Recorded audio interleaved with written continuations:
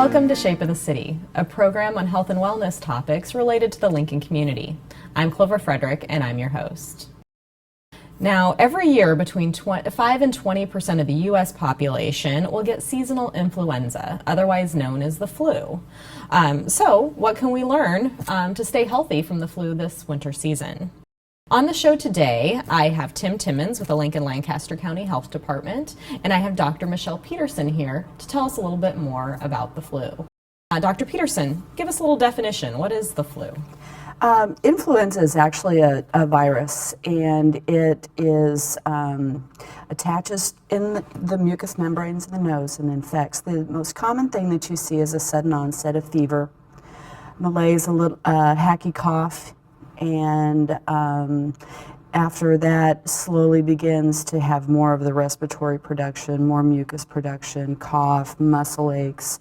You just generally feel horrible. Usually lasts 3 to 7 days with most children, mainly towards that 7th day time period, but makes you extremely ill, very high fevers, and generally you feel pretty darn bad for quite some time. Now, Tim, can you tell me when flu season is so we can all be prepared? The flu season runs from the 1st of October through into May. Oh, wow. And typically, we see in most years flu activity starts to show up usually in January, sometimes in February, but it can show up any time during that period. We've had years where it showed up in October or in November. So anytime from October to May, and going into flu season, you never know when it's going to show up. Okay. Dr. Petersen, what can a person do to reduce their risk of getting the flu? Just like with any virus, it's important to be sure that you have good hand washing, that you try to stay away from people who are ill. But the most important thing that you can do to keep from getting influenza is to get vaccinated. Now, what if you do get the flu and you want to make sure you're not spreading it? What's the best way to avoid spreading the virus? You're going to be contagious up to 24 hours before the fever starts. So during that time period, that's why it spreads so easily. It's very hard to keep from spreading it to others during that time period. After that, with the fevers, you shouldn't be around anybody with a fever. At least until you're 24 hours fever-free. At that point, the virus that you're spreading around decreases once that fever's gone. So stay home, stay hydrated, rest. Okay. One of the other things we talk about is coughing into your sleeve, or if you sneeze into your sleeve, rather than with your hand, because then you contaminate your hand and contaminate other areas. Okay. Now, if I'm exposed to the flu, for instance, my sneaky child brings it home and they're contagious and I don't know it yet. So I'm exposed to the flu. How soon am I going to get sick?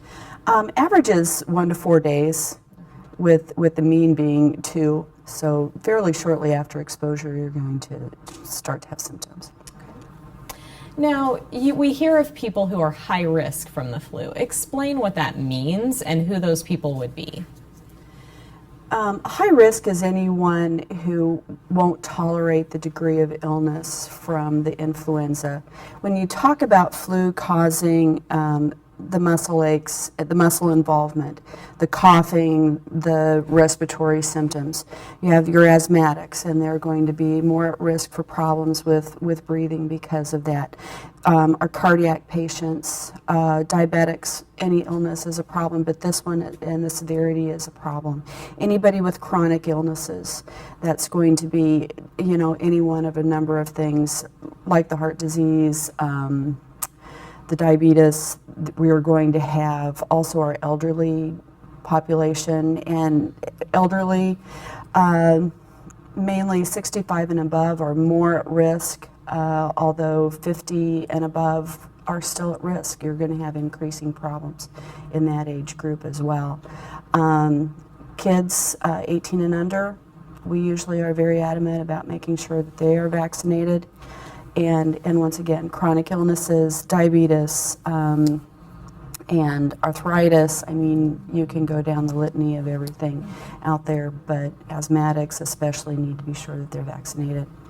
Under 6 months of age also, they can't get the vaccine. Those infants are specifically at high risk. Anyone around them should be vaccinated, parents, siblings, to be sure that they stay healthy. Okay. And even adults who are compromised in some way, can they have the vaccine as well? You know, you always look at benefit versus risk with those things. The nice thing is that the flu vaccine is very safe. So in most cases, yes, they need to be vaccinated. Okay. So I understand that there's a difference between a flu vaccine for a child versus a flu vaccine for an adult. What's the difference between the vaccines? Unfortunately, there's really a lot of differences between the vaccines.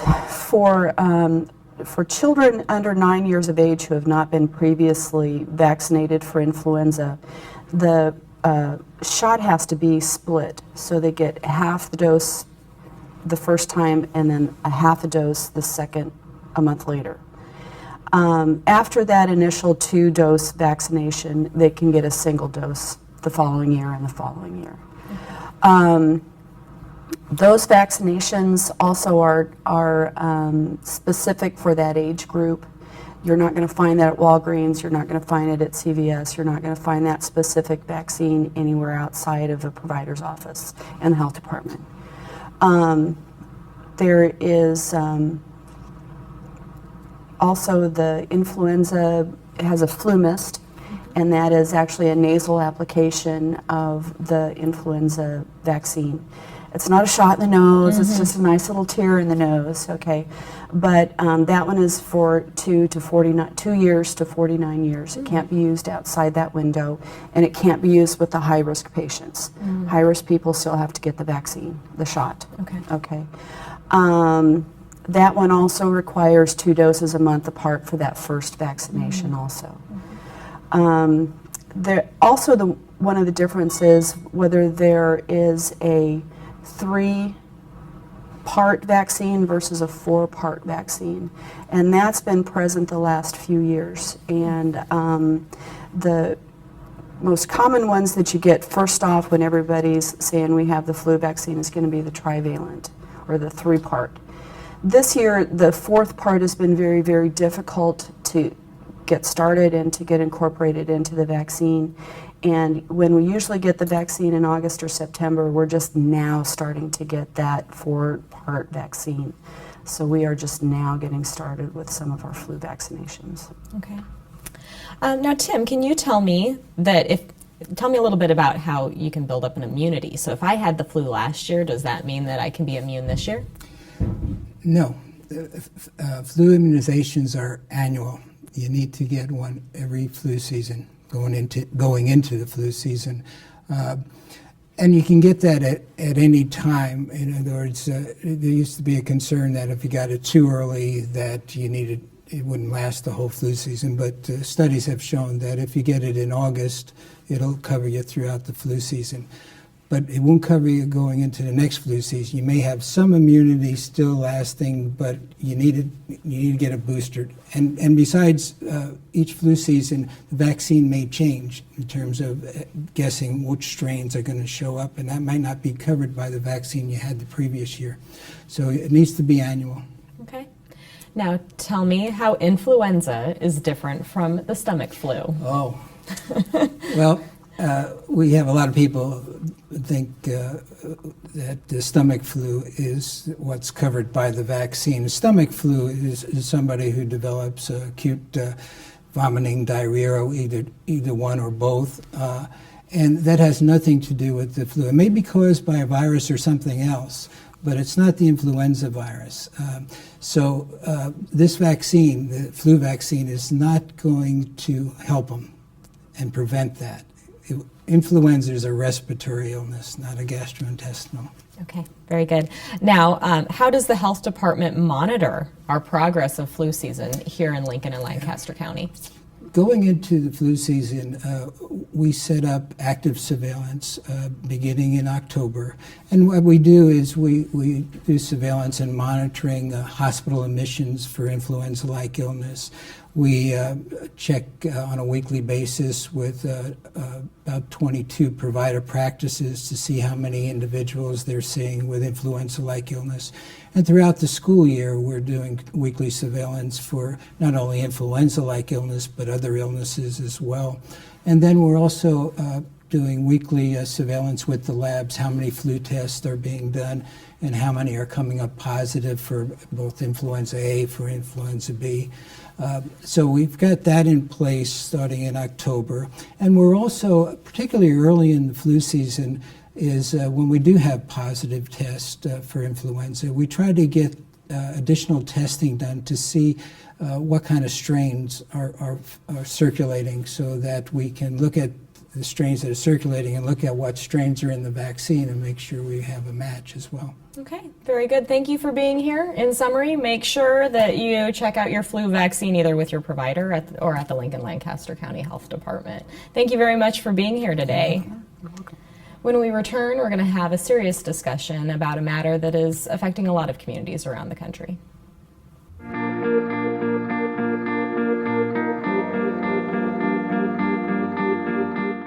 Welcome back. I'm Clover Frederick, and I'm your host for Shape of the City. Suicide is the second leading cause of death for Nebraska youth between the ages of 15 and 19. Here to discuss the topic of suicide prevention is Dr. David Miers from Bryan Health and Dr. Zia Choudhry from Miers Psychiatric Group. Dr. Miers, let's start with you. Tell us, what are some of the symptoms of depression? Depression is a period of time where an individual feels sad, hopeless, has that empty feeling within themselves. They have maybe changes in their appetite, either eating too much or too little, sleep changes, irritability, trouble concentrating, just that overall feeling of helplessness and worthlessness. That goes on for a period of 2 weeks or more, then we're typically talking about possibly somebody having depression. Okay. What would be the point where somebody should become more concerned about their symptoms or the symptoms a loved one is exhibiting? Well, it's when those symptoms start impacting an individual's emotional state, their physical state, how you're feeling, impacting your work, your home life. That's why we say a period of 2 weeks or more, when you start seeing that impacting your life, it's a good indication that intervention is needed, that the person needs to go see their doctor, go talk to somebody to find out, is depression present? Are the symptoms that I'm having, or is that consistent with depression? And there's many different ways that a person can do that to seek help. Okay. Now, how common is depression amongst the regular population? Depression is actually one of the most common mental illnesses that are out there. Some of the most recent data shows that about 1 in 10 individuals is suffering from depression. Unfortunately, only about a third of those individuals are actually seeking treatment. So there's a lot of individuals in society who are suffering from depression, who are not seeking help for a variety of reasons. But the good news is that depression is very treatable. It's one of the most treatable of the mental illnesses that there is. So it's important that folks identify it early and get in for help and get in for treatment. Okay, well, what are some of the treatments for depression? Well, some of the most common treatments would be medication and psychotherapy. Some individuals see a psychiatrist or their primary care provider for medication treatment. Others see a therapist for counseling. But research shows that a combination of both of those, seeking counseling as well as seeing somebody for medications and trying both of those at the same time, individuals seek or feel better much quicker and return back to their regular functioning, and those symptoms dissipate much quicker. What would be the best way to talk to somebody who, just to talk to somebody about suicide prevention in general? Well, it's important, I think, for folks to know that not all individuals with depression are suicidal, but we know that with suicide, about 90% of those who die by suicide had a diagnosable mental illness, most commonly depression. So it's important that individuals, because untreated depression can lead to thoughts of suicide. When a person's feeling hopeless and helpless, and they go for a period of time and they start feeling that way and they're not getting treatment, sometimes that can lead to thoughts of suicide. If somebody is having those thoughts or talking about suicide, it's important to get them into help right away and not to take that lightly. So if you're concerned about somebody, ask a question. There's a myth in society that says if we talk about suicide, that's going to give somebody the idea, it's going to make it worse. That's absolutely false. The best thing you can do is to bring it out in the open and to talk about it. So we always say, ask a question, save a life. So if you're concerned about somebody that you love or a friend, whether it's an adult or a youth, to go to them and say, hey, I'm concerned about you. I'm noticing these signs and symptoms in you. Are you having thoughts of suicide? And if they, and to be prepared for the answer. If they say yes, to be non-judgmental, to be a good listener, to let them know that there is help available and that you're there to connect them to resources, and to make sure you do connect them to resources. Okay, and we are going to show some of those resources later on the screen as we wrap up. But let's talk a little bit about how you might be able to find out confidentially if you are at risk of depression and suicide, because I understand that some people are more at risk for it than others.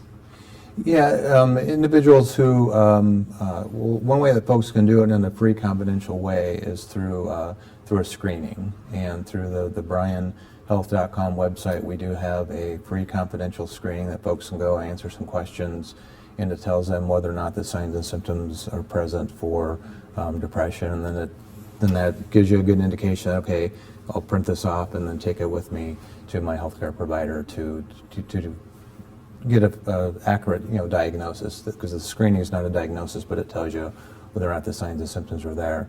Or to go visit with your family doctor, go see a therapist, psychologist, and let them know how you're feeling, and have them do an evaluation to determine if depression is present.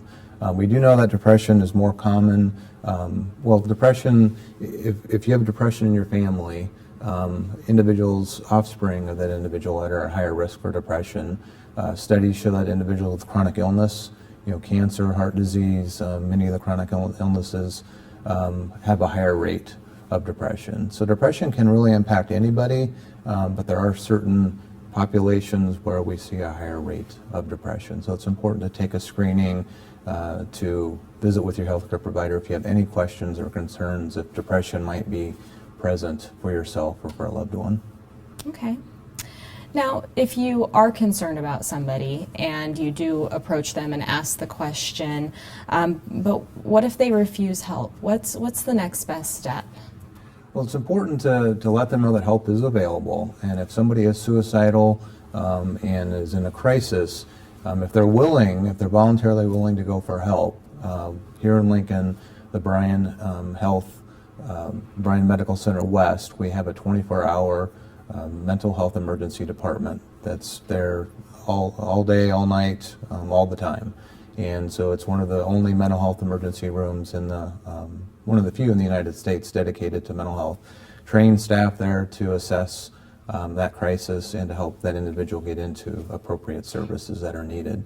If somebody is refusing to go for help and they're in crisis, individuals can then contact law enforcement and say, I'm concerned about this individual, they're telling me that they're suicidal, I think they're in crisis, but they're refusing to go for help. There's a statute here in Nebraska called emergency protective custody, and law enforcement will come out and assess the situation. If they feel that individual is in danger of hurting themselves or others, then they can, what they do is they take them into what's called emergency protective custody.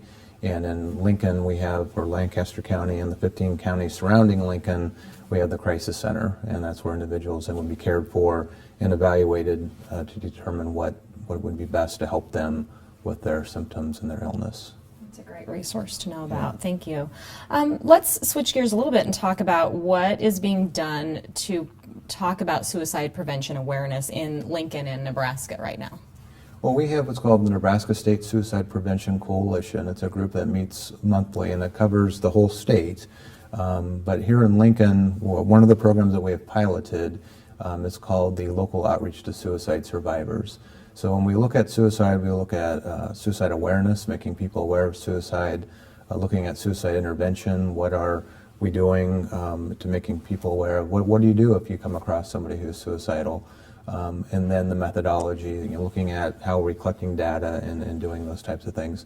There's also an area called postvention, that if somebody we lose to suicide, we know that those suicide survivors, and suicide survivors in this context are those who have lost somebody to suicide. They're at a higher risk for suicide. So research shows that if we can provide resources to those family members as soon as possible following the death of somebody to suicide, that in itself is going to help prevent suicide and helps them get connected. So in Lincoln we have what's called the LOSS team, and that team is 2 individuals who lost somebody to suicide and a clinician. It's a voluntary team. How it works here in Lincoln is the police chaplain will call us and let us know that there's been a suicide, and then they dispatch the team, and then the team, if the family's willing willing to allow the team to come to talk to them, the team will go out and provide a listening ear to let them know, 2 of those individuals have themselves experienced what those families are going through, and then we connect them to resources. The other piece is just making people aware. As I mentioned earlier, ask a question, save a life. There's also another resource that we're involved in statewide, but focusing on here in Lincoln on Memorial Stadium on football Saturdays. You might see a campaign called don'tbesidelined.com. It's a great campaign to let people know about what resources are out there and to get people connected to help, to know that, don't be sidelined, get help. So there's a lot of awareness campaigns, a lot of initiatives going on here in Lincoln to make people aware. Very good. Okay, Dr. Choudhry, tell me a little bit about some of the new genetic research that's going on related to suicide risk. Well, it's very interesting that you, have invited me over to discuss this, discuss on this important topic. And I would add on what Dr. Miers was saying. One needs to be connected with people in order to safeguard themselves, and not to be sidelined. And we are seeing now an increased risk of suicide in our young population, young adults. And why is that coming from? So genetically, as Dr. Miers was saying, there's a lot of heredity, involved in psychiatric disorders. So if a family member has some sort of psychiatric ailment, chances are that they're going to pass on some vulnerable genes to their offspring, and then these offsprings would develop some sort of psychiatric ailment. Interestingly, a study came out recently which showed that moms who were depressed and were taking certain meds to counter their depressions, their kids would have an increased incident of having some sort of psychiatric anomaly in children. I was part of McGill earlier on, before coming to Nebraska, and I was part of a huge family-based association study for ADHD. So family-based association study, you take the parents and you take the children and you try to see which vulnerable genes have been transmitted from the family, from the parent to the offspring. And we found interesting genes. We found genes that were associated earlier on with other psychiatric disorders such as schizophrenia, like the COMT gene. The COMT gene, the COMT, is important because it metabolizes certain neurotransmitters within your brain, so it keeps a fine balance. If you have a variation in that gene, you would have 2 types of personalities. One would be sort of like a worrying kind of a person, and one would be more of a warrior type of behavior. And we saw that this gene has recently been associated with previously for schizophrenia, then with ADHD. That was a paper that was published by myself 2 years ago, showing if you have variation in those genes, you have an overall issue with abstraction or concept formation. So you have issues, with terms of understanding things, which predisposes you to do inattentive behaviors. When these kids, they go into school and they're inattentive, they're kind of like sidelined by their phenotype. So they get the brunt of not being so well, they get bullied by their friends, they are not very welcomed. Like, with parents, everybody in this competitive society want their kids to do well. But, they are not aware of their genetic predisposition, that even though they're trying hard, it's harder for them. They need more help, or they would need more interventions to help them attain that same level. These kids, when followed further on, showed that they developed sort of self-worthlessness or sort of depressive behaviors early on in life. And these kids further on experiment with drugs, and they collect together. So it's kind of like a negative bonding together, and they participate in self-injurious behaviors by connecting through the net, through the internet. So we as researchers and as clinicians, or as clinician researchers, should connect together and sit together and try to look at the data and develop interventions early on. And even for parents, like my message would be to parents, they should be very cautious if they see their kids in the early 8, 9, 10 years old, them gaining weight Weight has been associated. So kids with ADHD who are inattentive have shown to gain more weight. They eat more at the beginning of their meal, at the middle of their meal, which might not seem that they eat too much, but they gain weight much quicker than the other person. And these kids, they get bullied because of their weight, so they have internalizing behavior. Internalizing behavior, they don't seek out help, they don't talk to people, they're sad, and that sadness is very early on in life. For us growing up as children, we remember the times, young time being a happy time for us. So I really feel out for these kids. So now, with the genetic technologies coming in, we are seeing certain genes. Recently a study came out from Hopkins in which they identified a certain gene which helps in dealing with stress. So it's a simple blood test now. If you can get that blood test done, you could identify what variation of gene you have and then what is the risk of you to commit suicide. So that helps us, as Dr. Miers was saying, some populations are more at risk. It helps us identify those at-risk population.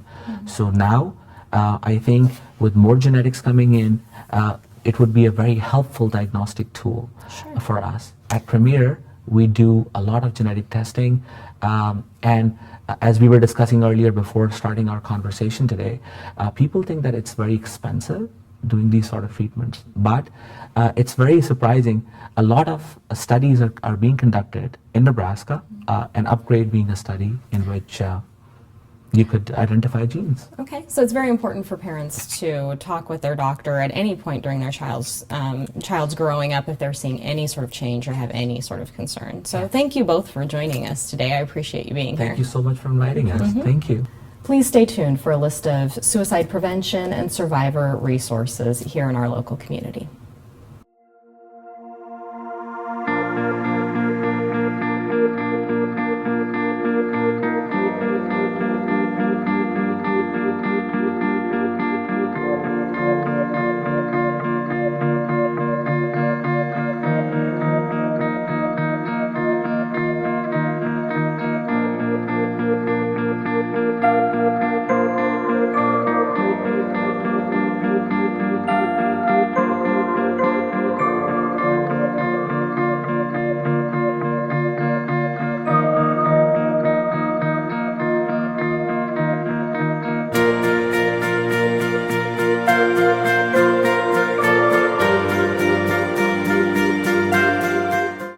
I'm Ann Ringlein from the Lincoln Running Company, and I'm representing the Lincoln running community for Shape of the City. I'm here to talk to you a little bit about running and why it's such a great sport to partake in. The first thing is that running is such a simple thing. You don't need to belong to a club, you don't need to belong to a gym, you don't have to have a tea time. You walk out your house and you're able to do it. Not any really special clothing when you first get started. It's just a wonderful thing to be able to have. It's a lot of freedom. The mental part of it, and it's kind of, I feel like I'm selling running, but it's what you get back from just the 10, 15, 20 minutes that you spend out there running is unbelievable. Your mind is free and you feel so much better after you're done. The hardest part is getting yourself out the door. So a lot of times it's the 5 minutes of getting yourself out of bed, it's getting yourself off the couch, just getting yourself out of that nice, soft, comfy chair, and just heading up the block. Tell yourself you'll go out for 5 minutes, go up the block 5 minutes. If at that time you still really don't want to be out there, then head back home. You'll have had 10 minutes in of exercising, of running. You'll feel so much better. It's going to add so much to your day to be able to start it or to end it or have it in the middle with a run or a walk, and just to have your mind be so much better when you're done. The beauty of running, again, is that it is so simple and so easy, and it's just something that you can take out of your house, head out of your house and go do. If you get into this, which we're all hoping that you do, and you really enjoy it, then you need to start thinking about maybe better shoes, maybe some better apparel if you want to continue this through the winter months when you will need some better apparel. Then you can think about those kind of things. But in the meantime, get out, experiment, try it a little bit, find a buddy to go with you. You're going to have so much more success if there's 2 or 3 of you doing this, and just enjoy Lincoln and the beautiful trails. Shape of the City is dedicated to keeping Lincoln informed of health and wellness topics and events. Check out our calendar at lincoln.ne.gov. If you have an event that you'd like us to cover, please email us at 10healthlincoln@gmail.com. Thank you for watching. Until next time, eat healthy, stay active, and keep informed.